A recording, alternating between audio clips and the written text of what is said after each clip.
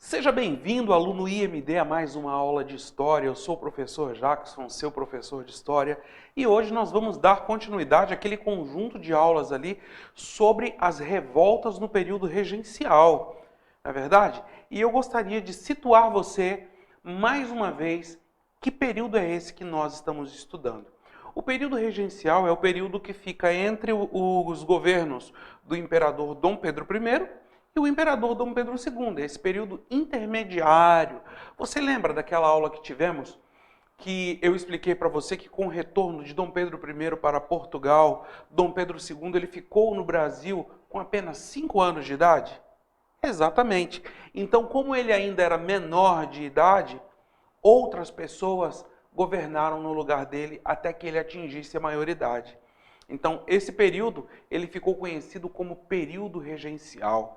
Esse período ele foi quebrado exatamente quando o Dom Pedro II foi levado à condição de maioridade antes do período, com 14 anos e 7 meses, né? 14 anos e 7 meses ele foi colocado como um cidadão de maior idade e passou aí sim a governar o Brasil. O período regencial foi um período muito conturbado da história do Brasil. Extremamente conturbado, de muita dificuldade que os brasileiros passaram, sobretudo os brasileiros do norte e do nordeste, e nós vamos ter também uma revolta no sul do Brasil, que é a revolta dos farrapos, e nessa situação o motivo do conflito era um motivo diferenciado, que era a alta de impostos, mas nas outras regiões do Brasil não. Nas outras regiões do Brasil, eles estavam passando por grandes dificuldades mesmo, inclusive a fome era uma constante nesses lugares por onde eles estavam. A revolta que nós vamos falar sobre ela hoje é a revolta Balaiada, tá joia? Então, Balaiada, que levou esse nome, você vai ver daqui a pouco, nós vamos repetir isso, né? Porque os fabricantes de cestos daquele lugar, né? Os cestos lá que se chamam balaios, não é verdade? Então, como havia esse contexto aí social, cultural, econômico do lugar, né, ali na fabricação de balaios, então acabou levando esse nome. Muito bem? Então eu trouxe para você essa primeira imagem, é um versinho lá do Nordeste, né? Um versinho lá do Maranhão, né? Que diz assim: o balaio chegou, o balaio chegou. Cadê o branco? Não há mais branco? Não há mais senhor? Tá? Então, esta era um versinho que é um tipo de saudação que eles utilizavam entre eles. Tá joia, pessoal? Então, vamos lá. Vamos entender essa revolta que foi muito importante aí para a história do Brasil, que marcou a história do Brasil, sobretudo aí desse período que é o período regencial. Ela vai adentrar, inclusive, essa revolta entra no segundo reinado ali, no reinado de Dom Pedro II, ok? Mas nós vamos entender isso muito melhor aí com a passagem dos slides, tá bom? Pegue a sua caneta, o seu lápis, o seu papel aí para anotações e vamos continuar. Vamos lá? Então, qual foi o período da balaiada? Ela foi de 1838 a 1841. Então, nós estamos falando aí de 3 anos de conflito armado, 3 anos de revolta, 3 anos de luta popular, tá bom? Então, ela aconteceu no Maranhão. Trouxe o mapa para você aí do Maranhão. Tá? O Maranhão é tudo aquilo que está lá em amarelo mais claro, lá do outro lado. Opa, minha mão foi cortada ali. Tá? Tudo aquilo que está em amarelo mais claro. Tá bom? E aí pegando principalmente aquela parte que está em vermelho lá. Tá? Se você for levar em consideração comigo, você vai ver que um pedacinho pequenininho do Piauí ali também acabou sendo envolvido no conflito, mas na maior parte do Maranhão. Então nós vamos levar em consideração que foi uma revolta que aconteceu no Maranhão, tá bom? Porque ali no espaço do Piauí eram questões muito pontuais. Então vamos levar em consideração que os revoltosos, que essa revolta aconteceu na província, né? Hoje nós chamamos de estado, mas naquela época eram chamados de províncias, tá bem? Então, qual foi o motivo de tudo isso, não é verdade? Essa revolta, pessoal, ela acaba surgindo por causa de melhores condições de vida. O povo estava pedindo melhores condições de vida, porque a vida até então ainda eram escravos, né? Dos escravos, vaqueiros, das pessoas que trabalhavam na roça. Enfim, era uma vida que estava numa situação degradante. tá? Então eram pessoas do povão. Daqui a pouco você vai notar junto comigo que outras pessoas entraram na revolta. Outras pessoas acharam interessante ali o que estava acontecendo e acharam interessante se envolver no conflito. Mas, a princípio, será um levante social por melhores condições de vida, tá? De vaqueiros, escravos e pessoas desfavorecidas, pessoas mais pobres, tá bem? Então, quais foram as principais causas, tá? Pobreza. A pobreza, sem sombra de dúvida, será a principal causa. Por quê, pessoal?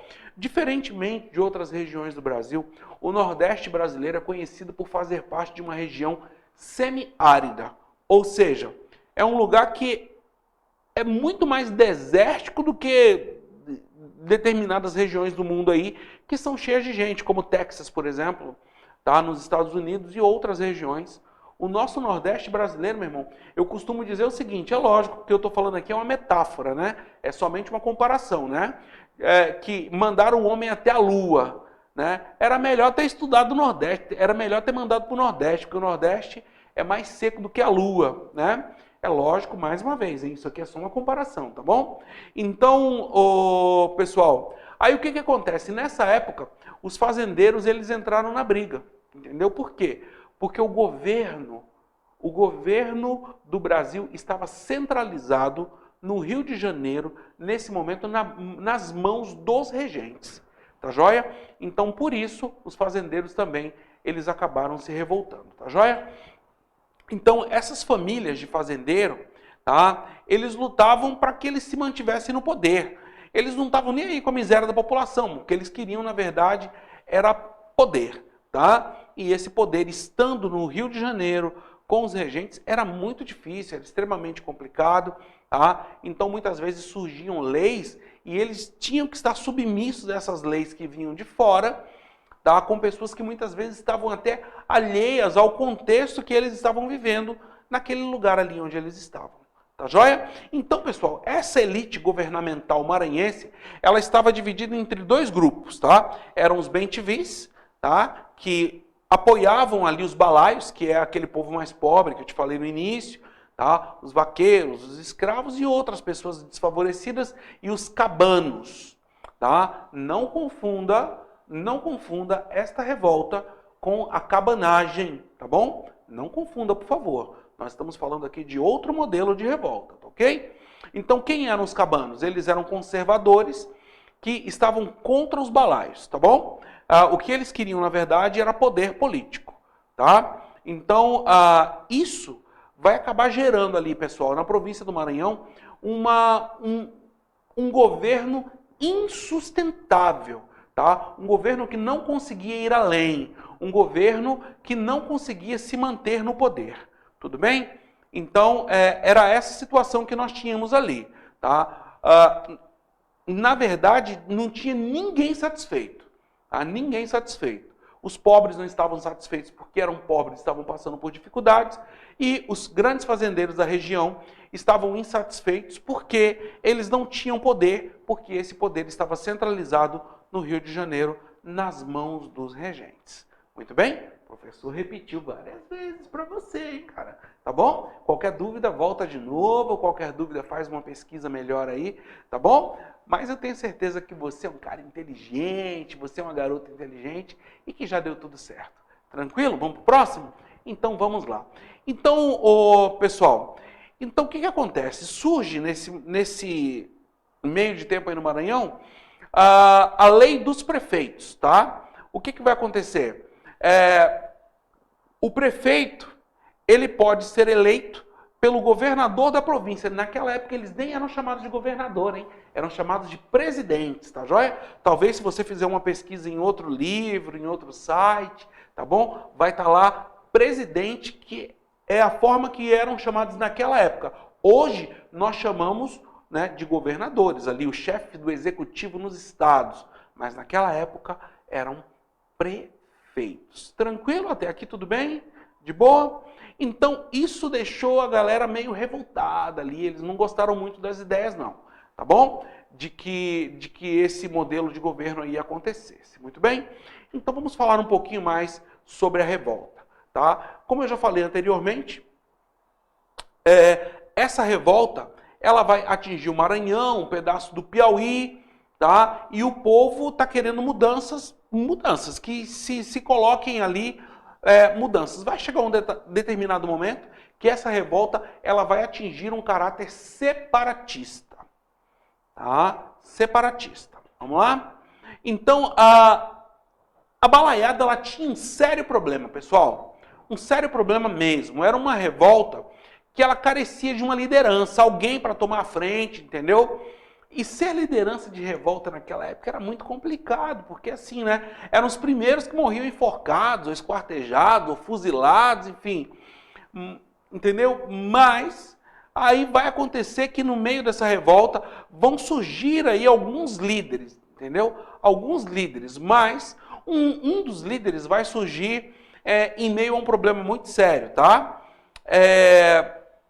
Vai surgir aí, ó, o Manuel, tá? E o Cosme, tá ok? Vão ser aí líderes que vão surgir a partir ali do dia 13 de dezembro, quando o irmão de um deles, né? O vaqueiro Raimundo Gomes foi preso, então a cadeia foi atacada, libertaram o camarada, tá? Tomaram armas e munições, tá? E eles vão acabar tomando o poder. Eu trouxe até um desenho dos camaradas, Manuel e Cosme aí, ó. Muito doido, entendeu? Tá? Então Cosme vai ser esse cara que vai surgir ali a partir do irmão preso. E o Manuel, ele vai surgir o seguinte, porque os soldados ali do exército imperial vão desonrar a filha dele, vão mexer com a filha dele, entendeu? Então ele monta um bando, tá? E ele vai se agrupar a um terceiro bando, que é o do Cosme, tá? Eu trouxe a imagem do Cosme aqui, ó. Trouxe um desenho representando o Cosme para nós, entendeu? Cheio da raiva, né? Ali inconformado com o que está acontecendo, entendeu?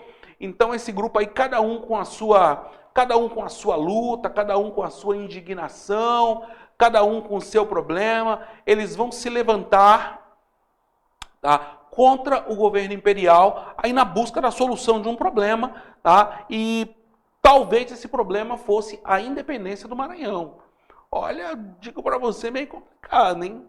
Os fazendeiros lá do Maranhão mandam lá até hoje, hein? E digo que, assim, vivem uma vida, a maioria do povo no Maranhão tem uma vida meio complicada, assim, né? Do povo mais pobre e tal. As mesmas famílias, desde essa época, mandam lá até hoje, tá ok? Então, pessoal, uma das situações terríveis que vão acontecer nesse inteirinho aí é que um dos líderes, o Manuel dos Anjos, né? Mostrei para você lá no slide anterior, ó. O Manuel, tá? Que é o que teve a filha desonrada, ele vai levar um tiro, né? E durante ali um dos conflitos, ele vai morrer, entendeu? Então, o Cosme aí assume nesse inteirinho, o Negro Cosme, né? Como ele era chamado, ele vai assumir e pelo menos nós vamos ter aí um princípio de liderança dentro desse processo. Então, muitas cidades serão tomadas. Cara, muita gente, mas muita gente mesmo vai morrer nesses conflitos. É um dos conflitos que mais vão morrer pessoas no Brasil, tá? É o da Balaiada, tá ok? Então, pessoal, quando aí nós chegamos ao final de todo esse processo, com uma batalha final, tá? Porque o coronel Luiz Alves de Lima, tá? Que mais tarde será conhecido como Duque de Caxias, entendeu? Ele vai assumir ali o comando de todas as tropas, tá? Na região Nordeste, tropas do Maranhão, do Piauí e do Ceará, tá? E essas tropas, elas tinham mais de 8 mil homens, ok? E no dia 7 de fevereiro de 1840, tá? O Raimundo Gomes, tá? Ele foi derrotado, tá? Cercado, isolado, e ele vai se entregar. Tá? Eles vão se entregar e aí nós estamos caminhando para o fim desse processo. Então, pessoal, quando nós chegamos ali em 1840, Dom Pedro II ele vai resolver tentar amenizar aí o problema da melhor maneira possível, né, que é com a anistia. O que é anistia? Ó, se vocês pararem com esse negócio agora, eu não vou prender mais ninguém. Tá? Quando ele falou isso, e o grupo dos revoltosos, vendo que eles estavam perdendo a guerra, mais de 2.500 pessoas se rendem, milhares já tinham morrido antes disso, tá, pessoal? Tá? Então vai acontecer que com isso, o Duque de Caxias, que é o Luiz Alves de Lima, tá? Ele esmaga definitivamente os outros ali revoltosos que continuaram lutando até 1841.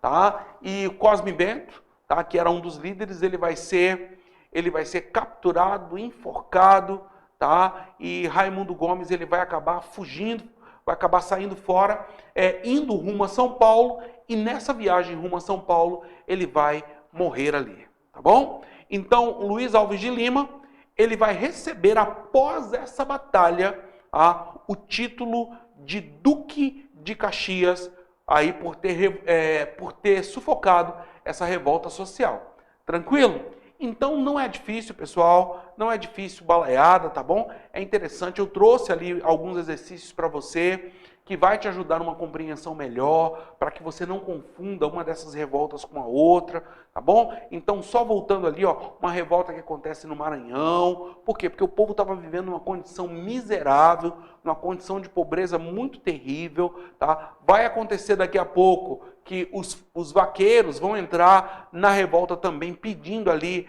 melhores condições na política, eles querem se envolver politicamente nesse processo, tá bom? O que vai acabar não acontecendo. E por fim, Luiz Alves de Lima, que mais tarde será conhecido como Duque de Caxias, acaba derrotando todos os revoltosos, tá? Em 1841. Tá joia, pessoal?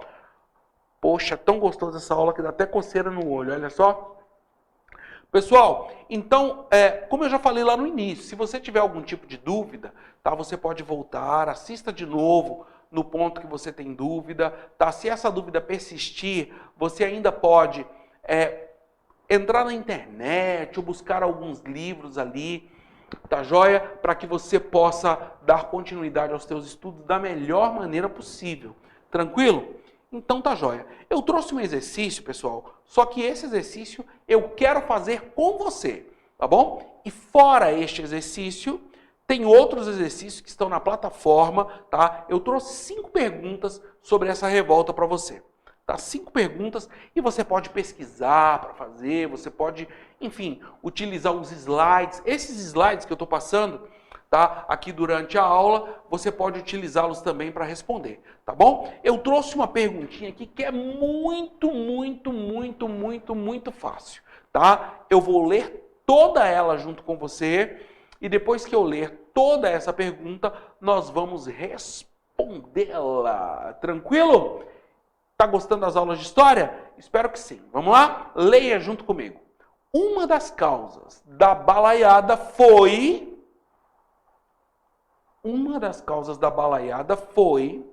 a existência de terras agricultáveis disponíveis nos sertões maranhenses. E aí, foi? Não vou responder não, vou esperar você pensar um pouquinho. Vamos pular para a próxima? A impopularidade da regência de Araújo Lima. Foi esse o motivo? Vamos pular para a próxima? A influência dos revoltosos da cabanagem. A cabanagem influenciou na balaiada?